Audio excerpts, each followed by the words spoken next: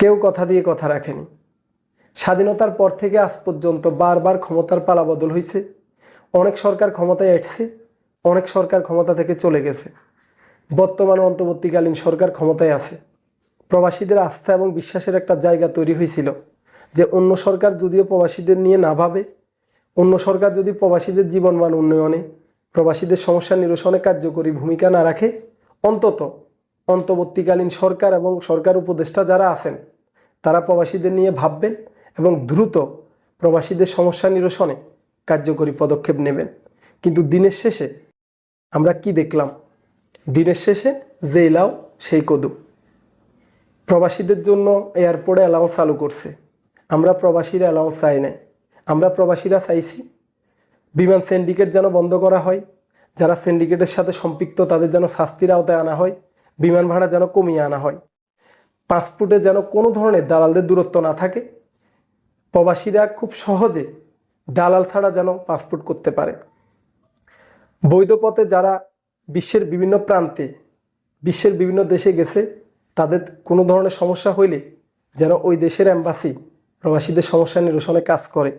দিনের শেষে আমরা দেখলাম কি ঠিক আগের মতো আমাদেরকে চটকদার অনেক কথাবার্তা বলে, বিভিন্ন সময় অনেক রাজনীতিবিদ, উপদেষ্টা, প্রধান উপদেষ্টা সবাই প্রবাসীদের নিয়ে মায়া কান্না করে, কিন্তু দিনের শেষে আজ পর্যন্ত প্রবাসীদের নিয়ে সত্যিকার অর্থে কাউকে কোনো ধরনের কাজ করতে দেখি না।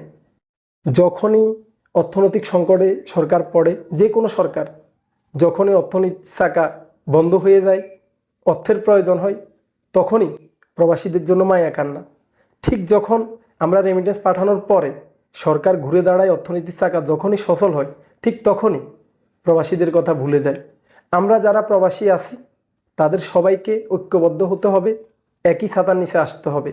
প্রবাসীদের নিয়ে অসংখ্য নামে বেনামে বিভিন্ন ধরনের সংগঠন আছে। দিনের শেষে এই সংগঠনগুলোর কাজ কি? এদের নামের আগে এবং পিছে প্রবাসী। এদের কার্যক্রমগুলো হওয়া উচিত শুধুমাত্র প্রবাসীদের নিয়ে, কিন্তু আমরা দেখি বেশিরভাগ সংগঠনগুলো হোটেল বুকিং করে চটকদার কথাবার্তা বলে, পত্রপত্রিকাতে নিউজ হয়, মিডিয়ায় নিউজ হয়, এরপরে দিনের শেষে তারাও প্রবাসীদের পাশে দাঁড়ায় না। দুই একটা সংগঠন দাঁড়ায় না, বিষয়টা এরকম না। কিছু কিছু সংগঠন আছে প্রবাসীদের নিয়ে কাজ করে। আমি সরকার প্রধান সহ উপদেষ্টা যারা আছেন, দেশে গুণীজন যারা আছেন, যারা প্রবাসীদের নিয়ে ভাবেন, তাদের প্রতি আকুল আবেদন, প্রবাসীদের নিয়ে সত্যিকার অর্থে আপনারা কাজ করেন। প্রবাসীরা যে কোনো দেশে যাক যেন তাদের খরচ কমিয়ে আনা যায়, সেই বিষয়ে আপনারা পদক্ষেপ নেন। প্রবাসীদেরকে ট্রেনিং দিয়ে দক্ষ একজন শ্রমিক হিসাবে বিদেশে পাঠান। প্রবাসীদেরকে বিনা সুদে কিভাবে ঋণ দেওয়া যায়, প্রবাসীরা কিভাবে খুব সহজে ইউরোপ সহ বিশ্বের বিভিন্ন দেশে যাইতে পারে, যাওয়ার পর কী কী ধরনের সমস্যা হয় প্রবাসীদের, এই সমস্যা নিরসনে আপনারা দ্রুত কার্যকরী পদক্ষেপ নেন। প্রবাসীরা যদি বাঁচে, দেশ বাঁচবে। প্রবাসীরা বাঁচলে দেশের অর্থনীতির চাকা সচল থাকবে। স্বৈরাচার বিরোধী আন্দোলন থেকে শুরু করে করোনাকালীন সময়, যে কোনো সময়, দেশের ক্লান্তিকালীন সময়ে প্রবাসীরা সবার আগে ঝাঁপিয়ে পড়ে, কিন্তু দিনের শেষে প্রবাসীদের লাশ ভিন দেশের মর্গে বছর পর বছর, মাসের পর মাস পড়ে থাকে। সরকারি খরচে অনেক ক্ষেত্রে দেশে লাশ আনলেও বেশিরভাগ লাশ কিন্তু বিশ্বের বিভিন্ন দেশে এখনও মর্গে পড়ে আছে। আমরা সরকারের কাছে আকুল আবেদন জানাই, কোনো প্রবাসীর লাশ যেন ভিন দেশের মর্গে পড়ে না থাকে।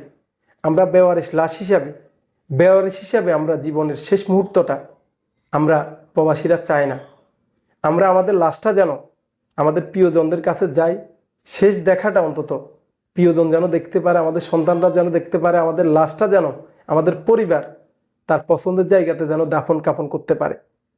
আপনাদের কাছে অনুরোধ, আপনারা চাইলেই বিমান সিন্ডিকেট কয়েকদিনের মধ্যে ভেঙে দিতে পারেন।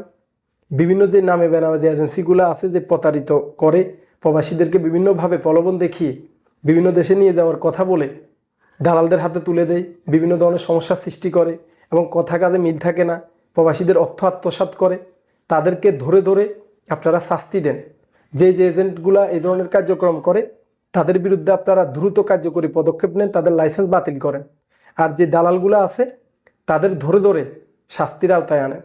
প্রবাসীরা বাঁচলে বাংলাদেশ বাঁচবে, প্রবাসীরা বাঁচলে দেশের অর্থনীতির চাকা সচল থাকবে।